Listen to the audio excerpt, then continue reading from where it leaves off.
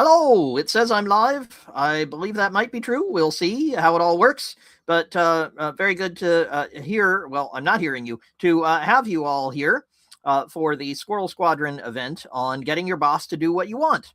And so what I'm going to be teaching you is a fantastic technique involving hypnotism. So you're going to be waving a pot. No, we're not going to do that. Sorry, but I will be showing you some techniques that really work well that I coach my clients on using for getting the things that you want from your boss in a really effective way. Doesn't make your boss angry with you, at least not normally. So we'll be talking about that in just a few moments. I'm Squirrel, by the way, and this is the Squirrel Squadron. Now, normally at this point, I talk about upcoming events and I talk about things that have been happening on the forum. It's been a bit quiet in the squadron. I'm taking a little bit of a break, rethinking some of the things that we do. But don't worry, there will be more of that stuff coming. So there will be more events like this one. I just haven't announced them yet, haven't quite figured out where I want to take them and so on. But we're going to keep up with live streams. We're going to keep up with posts and activity in the community on the forum. This is all free, by the way. This is my way of giving back after working with something like 450 clients now. I've really lost count, but loads and loads of folks around the world have helped me to learn all of these things as I helped them.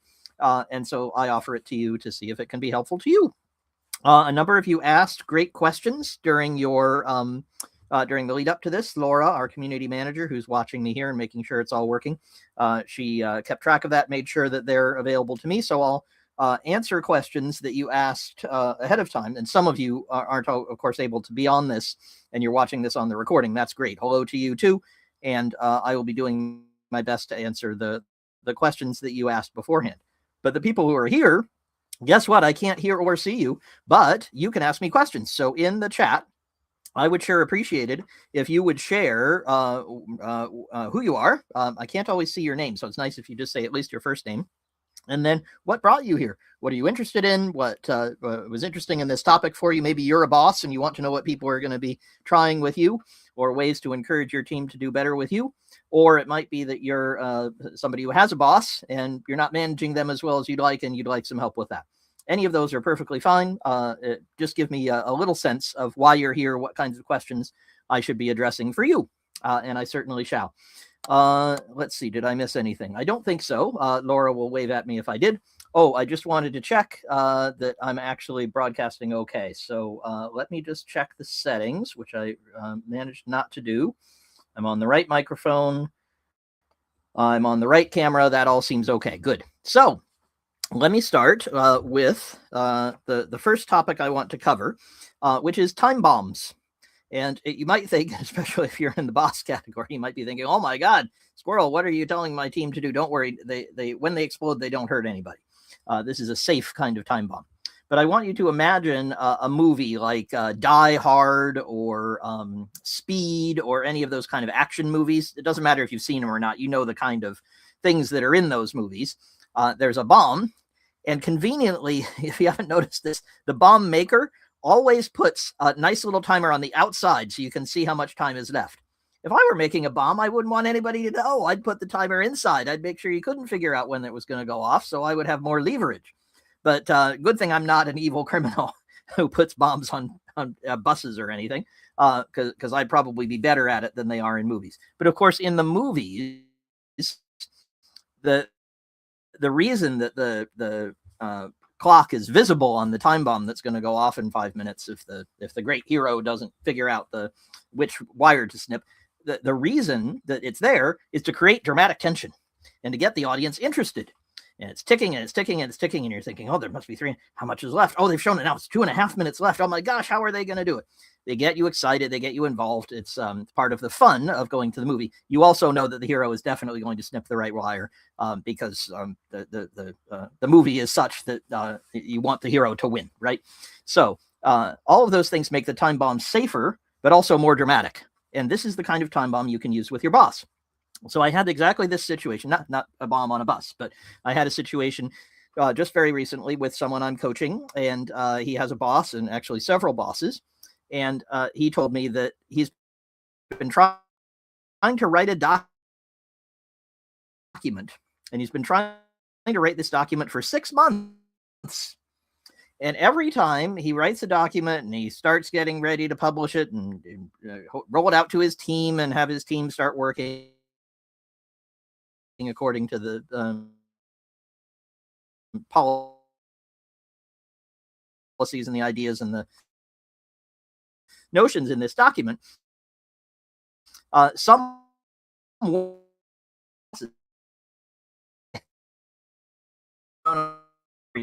again, some right goes back and does that, and then somebody else is.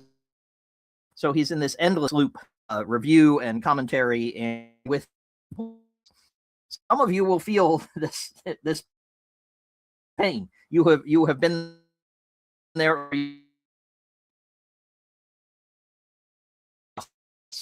boss is making sure that you get something right, but it's not helping you or the boss continually go around the loop of trying to get something as good as it possibly could be. Now, what to do was to set a time bomb. It's one of these friendly time bombs. It's got a ticking timer on it that everybody it's not going to explode. We know that something's going to happen when the timer runs out, but what we're going to make sure is that it's a safe thing, that a good thing happens. So I told him to announce that he had finished the document. He was going to begin operating according to it on Monday at 2 o'clock, and he would take any urgent edits before then, but he was going to begin working to it. So only if somebody, one of his bosses or somebody else, had a major objection, it was ethically dubious or violated a regulation or something, only then was he going to adjust his timeline, because the clock was ticking. He'd waited 6 months, not going to wait any longer. And by the way, next time we're doing it in a week. He announced that, and guess what? Everybody decided that his document was pretty good. Made some comments that he can change later, but he was able to then say, okay, great, I'm now done with the document. I'm rolling it out to my team. Here we are. And so there is another possibility, of course, which is as that time bomb ticked down, and he did note to people, he kept coming back to them, it's going to be Monday, just a couple more days now. On Monday, here it is Friday, we're going to be starting this. So they had the opportunity to weigh in and object, and that helped people to be certain that they've been consulted, but his bosses were not going to stand in the way of this initiative getting started on Monday, because ultimately they really wanted to get started. But if you just give them kind of a vague, tell me your comments, get back to me when you can, not going to help. The time bomb focuses the mind, gets you really attentive, gets the dramatic tension going for you. Now, something else could have happened. Somebody could have said, oh my God, snip the wire. We can't start that Monday.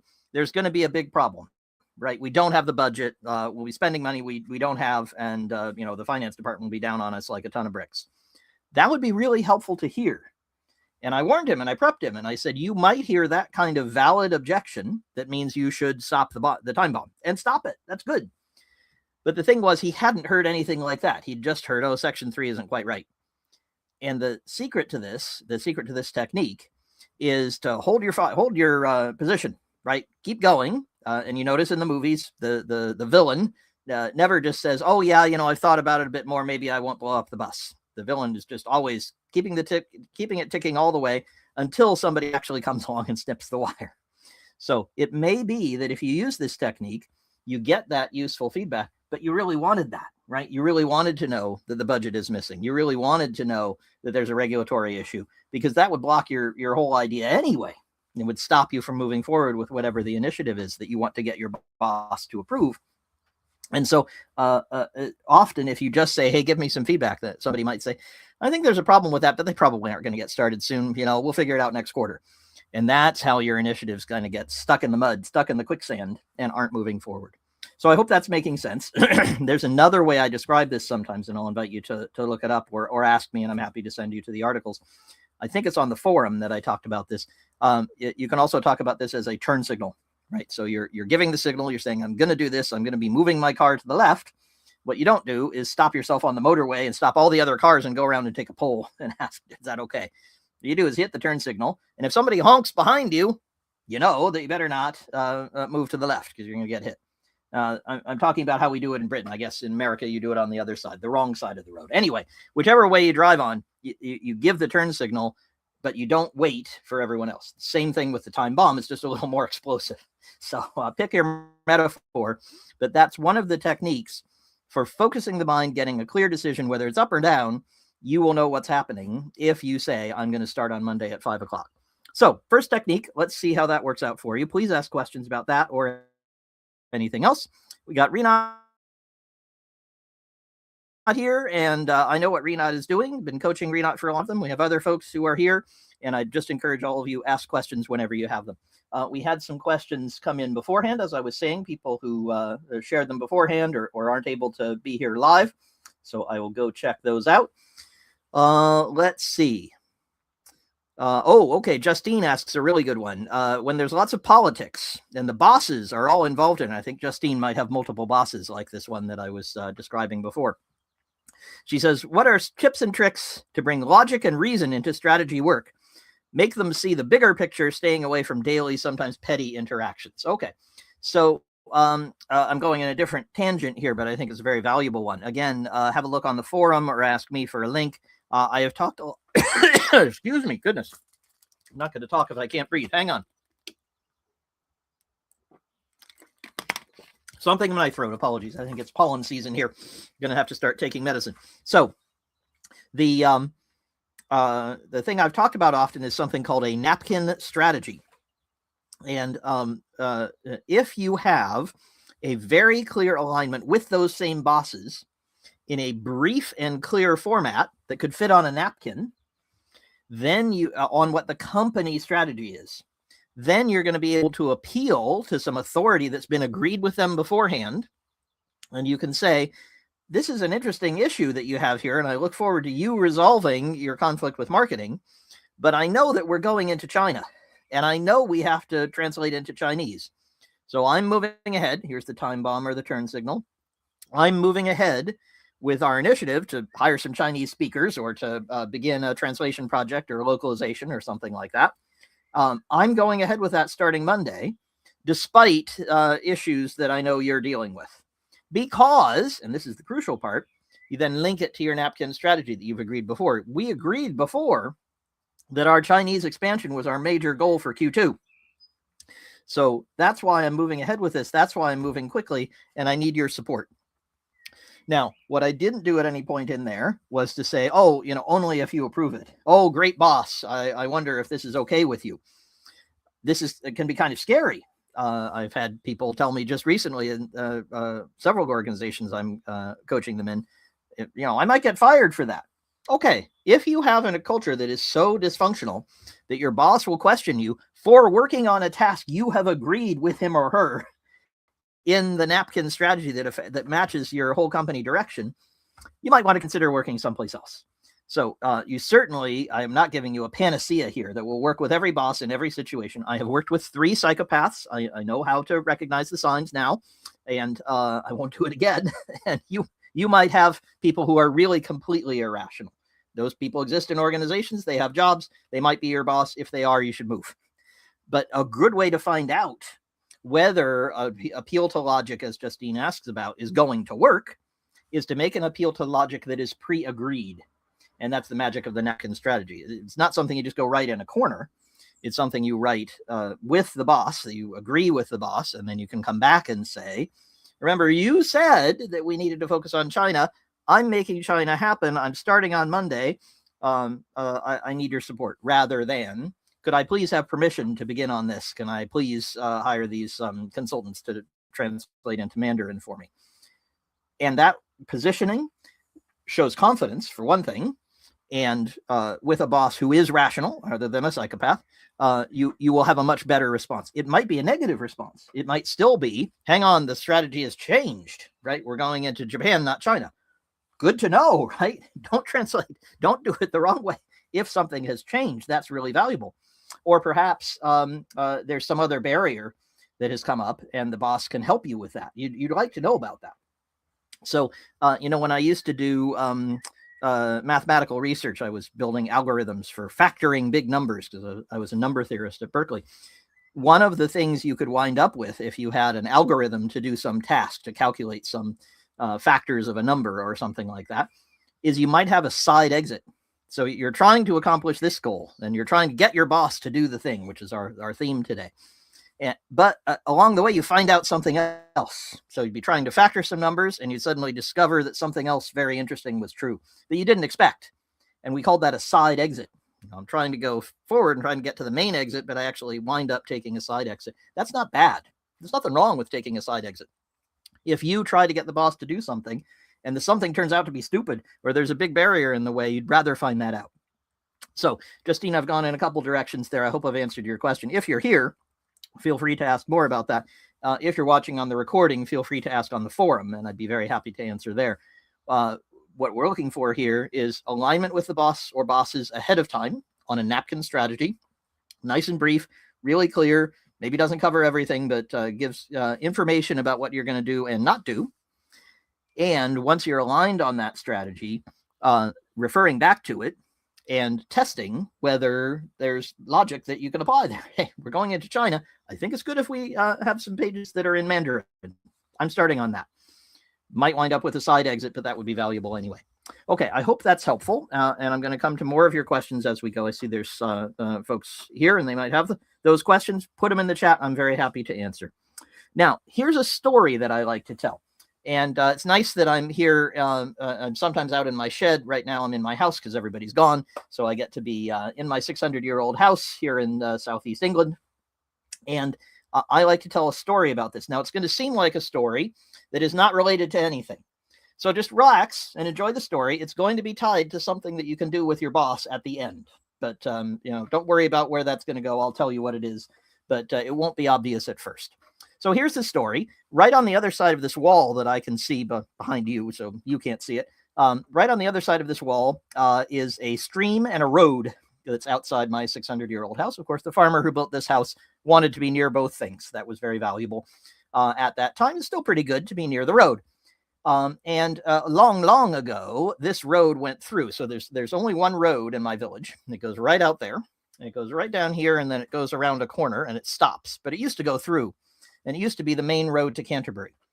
But nowadays, it just goes straight across here and down here, and it comes to a turning circle. And, a lot of people use that turning circle because they come to my village by accident. My village has 8 houses in it. There's about 20 people and 1,000 sheep. There's just not much reason to come to our village. And a lot of people are headed to our big neighbor, the Channel Tunnel. And so they wind up here and they go to the turning circle. They turn around and they leave. There's not anything else to do here. Some other people come to our turning circle specifically. They come typically on a Friday night or a Saturday night, and they come with someone that they're enamored of, their sweetheart. And they might come with something that maybe they're not quite supposed to smoke. And they go down there and they hang out with their sweetheart and they have a nice time. Now, they leave a little bit of rubbish behind, but we really don't mind those folks. They don't do a lot of harm. Nice, dark place to go. Not a lot of places for people to go around here other than that. Okay, we don't mind. But there's a third group of people. So we got people who come and turn around. We got people who come on a Friday night for a little bit of fun. And then we have people who come and stay. They bring an RV and 3 or 4 cars and a big family. And it looks like they're fixing to live there and they're moving in. And there are places for folks who do this kind of traveling lifestyle. And I'm very supportive of that. I think it's great. Please do that. This is not a great place for it. Because when they come down there and park and take over the whole turning circle and they start having barbecues in the woods, it's often in the summer, so it's tinder dry. They're not very good neighbors. And it also interferes with the other 2 uses, right? Nobody else can use the turning circle. Nobody can turn around. The poor farmer with 1,000 sheep needs to turn around his big old tractor. And it's very, very difficult to do if you haven't got a nice circle to work in because somebody has moved in.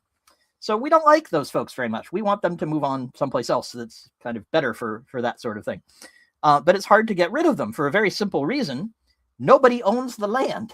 So I turned up here 20 odd years ago, and I asked all my neighbors the first time this happened. I said, do you own that land? Because if you own it, we could go boot them off, right? We could say it's our land, go away. And they all looked at their deeds very carefully, and they looked at the maps, and they said, well, it's not mine. And I asked another neighbor, no, not mine. And I looked at my deed. I live far enough away from it that it doesn't make any sense. I certainly don't own it. And nobody seems to. The local government says also, we take care of it, we clean it and so on, but it's not our land. So we can't boot them off, even though the road is built there. So it's unclaimed land. Nobody seems to own it, or at least to admit to it. So what I did not do is give up. What I didn't do is just say, well, I guess we can't do anything. We'll just wait and, the police will come, and that's a slow process. And we'll just have to live with these people who are taking over our turning circle. I did not do that. Instead, what I did is I went and hired somebody who's good at building fences. And somebody asked, hey, Squirrel, what's that fence building thing you put in the promotion? This is the fence building. And so I hired, you wouldn't want a fence I built. It would be all crooked and terrible and so on. So I hired somebody who's actually good at it. And I said, I want you to go build a fence right there around the turning circle. And he said, oh, okay. I didn't know you owned this land. I said, don't worry about that. Go ahead and put up the fence. And by the way, would you also put up these signs that say private land, no trespassing? Here are the signs. Put them up there, there, and there. Put up the fence. Tell me when you're done. And he said, yeah, okay. But I don't really think you own this land. I said, don't worry about that. He said, but what if someone turns up and says, stop building this fence? I said, that would be great. Please send them to me right away. Because if someone had done that, I would have been so happy that I would know that that person claimed the land, that I would say, first, would you like a free fence? Because I really do want a fence to be there and they could have it for free. I'm perfectly happy to donate it. And I would also say, what's your telephone number? Because the next time these nasty people come along and take over the circle and do all kinds of bad things, I'll phone you and we can jointly boot them off your land and we'll be ecstatic. It'll be such great news. Now, why am I telling? Oh, and sorry, there's one other thing about this. That's one of the good things that could have happened. Hasn't happened yet. That's along the way, either when they were building the fence or afterwards, somebody comes along and says, hey, it's my land. That would be one good thing. The other good thing, which seems to be what's happened, is really nobody owns it or nobody cares. Somebody does, but they haven't noticed and they don't care. And in that case, after about 12 years, I can go to the court and I can say, hi, judge, I'm here to talk to you about this land. I've built a fence on it. I've kept track of it. I've booted people off it. Nobody seems to claim it. I want you to give me this land. And the judge will. This is called a process of adverse possession. This is also my adverse possession story. Now, why on earth did I tell you this story? I hope you found it at least a little bit entertaining. That I'm taking over some land in my neighborhood and I'm doing all these things. The purpose is that you could do this with your boss or actually other people in your company. Here's how that would look. So you would pick something that you think should get done. And it might be building unit tests, or it might be talking to customers more, going on ride-alongs with salespeople. It could be setting up a customer advisory board, lots of different sorts of things in any part of the organization. And you could then build a fence. Now, I don't mean a fence to keep people out. I mean a fence to claim some land. And you might say, I'm setting up the customer advisory board. The meeting is on Monday. If this sounds a bit like the time bomb trick, it is. But it's a little bit different in the sense that it's not an area you actually own, right? So my coaching client in the time bomb story was trying to get an initiative going with his team, and he was getting blocked by his boss, well, sort of passively. In this case, you're being blocked by you. In other words, you say, this isn't my area. I'm not in customer relations or marketing or anything like that would naturally be part of the customer board. But man, I sure wish there was one. So I'm setting one up. And I'm going to have the first meeting on Monday. And here's what it's going to look like. And here's how I'm going to do it. That's building the fence. Now, there's a wonderful thing. There are two wonderful things that can happen. They're both very good. One good thing is that somebody comes along and says, customer board, I'm working on that. We're supposed to have it done. What are you doing this? I have this whole plan. Why are you here? And you say, great. Would you like a free fence? But instead, what you actually say is, would you like me to work with you on setting up this customer review board?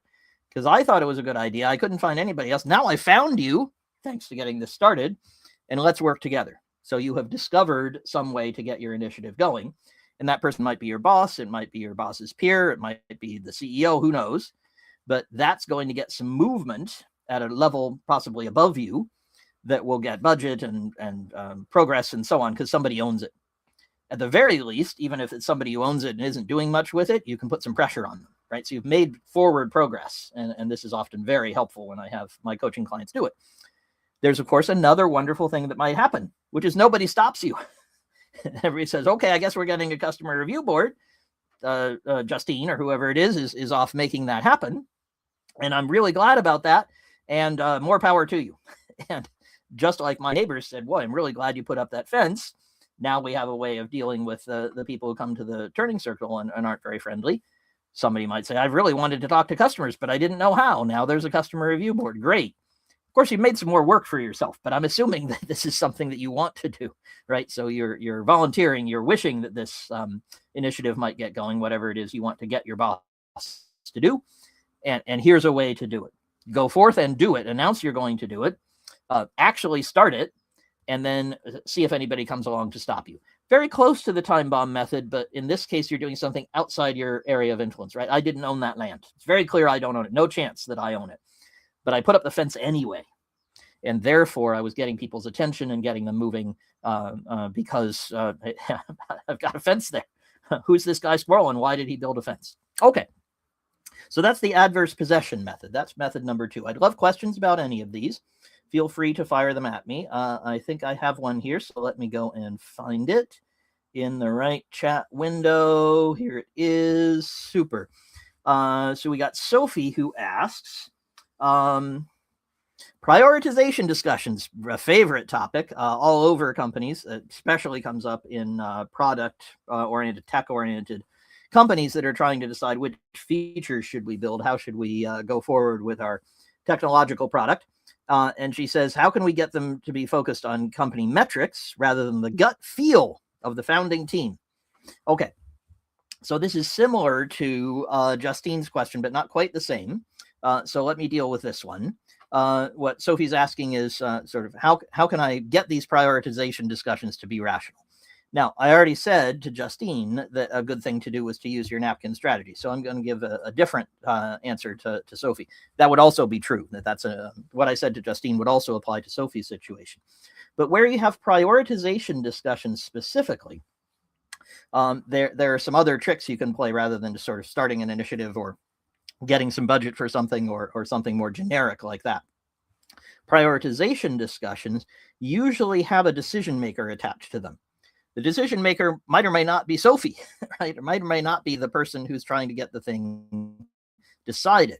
But the thing I see most frequently is that prioritization decisions happen in a vacuum, and they happen often far away. And there's no accountability from the people making the decision. And this is going to go a little bit toward my third technique I'm going to come to, but I want to illustrate it here. This will be a good lead in. Thank you, Sophie, for asking that question. And feel free to ask follow-ups if I can be helpful more to you. But the point is that if it's happening kind of in a vacuum, kind of far away from you, and you're not sure who's making the decision or how it's happening, there's somebody who is. There's something, even by default. The team feels like doing it, so they do it because nobody stops them. There's some decision-making process. And if you can discover what that is, and that takes just a little bit of sleuthing around and asking and figuring out, how did you get started on this? Ask the people who are doing it. I thought we should be doing X. You're doing Y. I thought we were translating it to Chinese. You're busy working on U.S. internationalization, getting it localized to the dollar. Why are we in the U.S. and not in China? What's going on? If you can find out where that decision came from, you may have to follow several steps, but you can usually get to somebody. And what you can do is invite them to be accountable. And this works with your boss or with people elsewhere in the organization who might have power and decision-making is happening that you're not part of. You say, I'd sure like to know about how you decided that, but don't tell me now that I've found you. What I'd like to do is set up something so that your decisions are more clear. They're not opaque to the company. How could we share them? Now, you might have a sort of star chamber, right? They're deciding things in a quiet corner. If you don't know what the star chamber was, it was I think it was in English history, if I'm remembering correctly, the king would kind of meet with his counselors and decide, we're going to execute that person. Pretty awful stuff. Wanted to keep it secret. This is not what we want to be operating like usually. So you might have that situation where someone actually wants to keep it secret, and they're benefiting from not having sunlight shining. When you want to undo this stuff in government, you pass a sunlight law, which just means, we're shining light on this hitherto kind of backroom, smoke-filled room kind of process. So if you've got that where somebody actually likes it that way, this isn't going to work. But at least you can find out which smoke-filled room is it actually happening in. What kind of decision-making is going on, and you can decide whether you want to participate with that or escalate it or something else. So that's kind of a side exit. But the more common thing is that the person who's making the decision thought nobody cared. And thought, I'm just going to make this decision. It has to get made. Nobody's doing it. I'm going to do it. Or I'm the boss. I'm the one who knows the best. I will make the decision. Nobody seems to be interested in why I'm making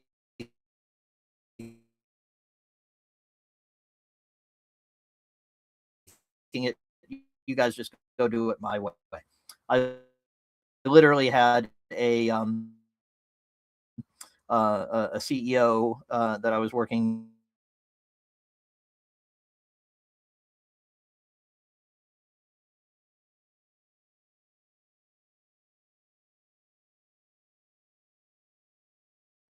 comment. Okay, I hope.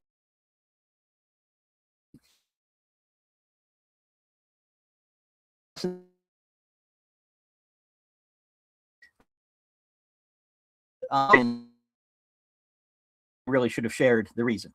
And that's typically sharing the reasons for their decisions. It's not typically out of malice. It might be out of frustration, might be out of thinking that the other people don't care. But typically, if they're normal folks, and most of the people that I work with are like this, they'll welcome the opportunity to share the reasoning for their decision. Not necessarily quite yet ready to change their decision, but at least they'll be willing to share it. And what you can set up is a process or a mechanism or a tool that will let them do that. Maybe that's a Slack channel. I hate Slack, but some method of sharing it. Might be that they send out an email, might be that they hold a meeting and invite interested parties. There could be lots of different ways that this person shares this information. I'm just going to ask one more time, Laura, can you just check that I'm live? I hope this is going out. I'm seeing all the positive things, but Laura's, I think, monitoring. If she could let me know, am I still going along okay? Is everything all right? But at any rate, the tool that you can set up, whatever it might be, gives that person a voice, gives that person a chance to be accountable. And of course, once they tell you what their reasoning is, you could question that or give them new information. You could certainly help them to shift. So specifically for prioritization decisions, getting some sunlight on the process, inviting the person making the decision to share the reasoning can be very valuable. And almost all the time you find that person wants to, which is very helpful. Okay, good. Laura tells me we're still live. All is good. Excellent. Don't know what happened there, but I'm glad we're still going. Good stuff. So, Sophie, that was a great question. Appreciate it. If you want to follow up here or on the forum later, very happy to talk more about that. Sunlight is one of my favorite tools. We've actually finally got some sunlight here in Britain. I've had a winter of no sunlight, so always nice to get a little bit of sunshine back in your life. All right, and I'm going to come to my final topic and technique, which I've also done a podcast about. This is the Troubleshooting Agile podcast. I forgot even to say that the squadron comes with a weekly email.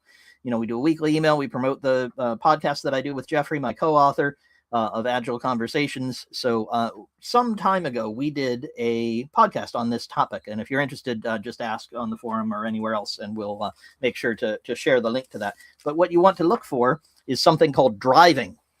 So I think we might have even called it Driving Your Boss. I can't quite remember what the episode was called, but that's what I'm describing here is driving your boss to do something. So how that looks is that you treat your boss as if your boss worked for you. Now you have to be a little more deferential, right? With people that work for you, you might say things like, I'd like you to get this done. I'd like to see it on Thursday. Make sure you get it done. If you don't, there'll be some pretty serious consequences. Try that with your boss, you might be in trouble. So I wouldn't try exactly those words. But what you can do is say, and this is again where the napkin strategy helps, I need a resource. And people are pretty good at that. They can say, oh, I need another person, or I need a contractor, or I need this tool, or something like that. But they tend to stop there. You don't stop there. If you're going to drive, what you do is you say, I need that resource, and I'm looking for you to get it for me. Can you please possibly get it for me? I'm expecting you get it for me. Pick any of those, however assertive you want to be, by Thursday. And so what I'm going to do is put a meeting in the diary for us to talk on at 2:00 on Thursday. And what I want to do is understand how we're working toward getting that resource. Now, of course, it's much more powerful if you can say the resource that helps me do the thing you asked me to do.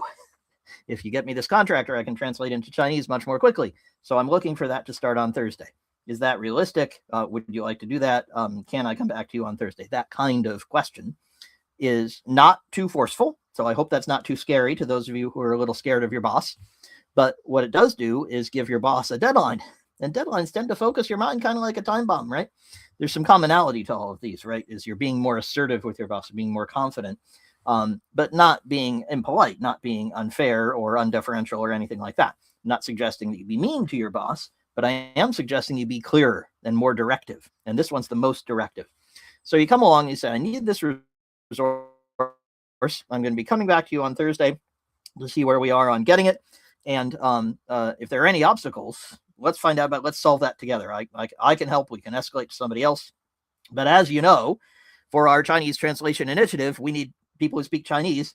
I need one of those people on my team by Thursday. And what I'm not doing there, again, is being a supplicant. I'm not coming and saying, oh, great boss, may I please possibly have this? Could you possibly find it in your heart to, and in the budget somewhere to assign some money to this, or to assign a person, or to do this thing? The supplicant model tends to get the boss saying, well, which other thing could I do? This person's begging me for this, but I got a lot of people asking me for things. If you say, I need to get started with this, this is something I'm looking for you to do by this date, you're going to move up the list because you've been much clearer about the value of it and the timeline. Whereas somebody just saying, as soon as I have budget, I can get started with this, well, they may not get budget for a while. I'll just tell you one other story about budget, since I happen to have mentioned it, and it was in my brain because somebody asked me about it just earlier. I live not too far from Dover, and at Dover Castle, you can see some barrels that used to belong to, I believe, King Henry II. And King Henry II ruled an empire. This is one of my stories. It goes, don't worry, I'm going to bring it back to budget, don't worry. But I'm going to explain budget from like 1253 before I explain budget from today. So King Henry II ruled over the Angevin Empire, which went all the way north to the border with Scotland and went all the way south to Spain. So it was this gigantic empire for the time, ruled by somebody who couldn't get anywhere faster than a horse. So transportation, communication, all of these kinds of mechanisms were much, much more primitive than we have. But he ruled it, and ruled it really well. And the method he used for ruling his empire was to go from town to town, never spent more than a night or two in one town, never stayed at home, wasn't just always in his palace like our current king is, right? He stays in Buckingham Palace and goes up to Windsor, and but he's not traveling the realm all the time. King Henry never stayed in the same place very long. And we can track him from all the different charters and things that he signed, and also from the budget allocations he made, because here's his budgeting process. Somebody would come along and say, man, we're being attacked by the Welsh. The Welsh were not part of the Great Britain at that point. And so the Welsh are attacking us. They're burning our crops. We're unhappy with the Welsh. And he would say, great, I know how to solve that problem. Go off and hire some mercenaries. And what I'm going to do with these barrels I was describing to you, you can see them at Dover Castle. I'm going to scoop out a bunch of pennies from my barrel here, put them in a bag, and give them to you. And you hire some mercenaries, and you see off the Welsh. Get rid of them, make sure that they stop harassing us and making our lives difficult. That was his budgeting process. You went and asked him, and he would scoop out some pennies for you. Now, I don't think we run modern organizations that way, and I wouldn't suggest we do. But what I would say is that your boss can unlock resources for you, can really scoop out some pennies and provide you with resources that you don't currently have. And I've just given you 3 techniques. I know lots more, so feel free to ask more about them. But 3 techniques: the time bomb, adverse possession, and driving. All 3 of those are methods for you to be assertive with your boss and to say, here's where I want to go. Here's what the outcome is. Here's how we can get there. And we're going to be moving in that direction. And if you have that kind of assertiveness, direction, enthusiasm, volume in your voice, as well as using some of these techniques to get your boss to actually move on the direction you'd like to go, you can be just as successful as the Earl who would come along and say, King, oh King, the Welsh are attacking. I need budget. Give me some pennies. Because what you're doing there is saying, I have the solution to the problem. I know when we can apply the solution. I need you to do this thing and by this date. And when you do that kind of driving, you get surprisingly positive results. So that's all I got for you today. I think we have a few more questions coming in the forum, so I'll certainly answer those there. But it's been great talking to you about driving and getting your boss to do what you want. There are more of these events coming up. There's more discussion on the forum coming. I've been a little bit absent, but I'm going to be more present after this next week or so when I'm in a better state to do that. But I love questions, so please ask them on the forum, ask them in an email. Head on over to squirrelsquadron.com, which is right down there somewhere. Sign up for free for more of these events, for the weekly email, and for other exciting things. Great to see all of you, and I will be having another of these very soon. Watch the emails that I send every Monday. Have a fantastic day, everybody. Bye now.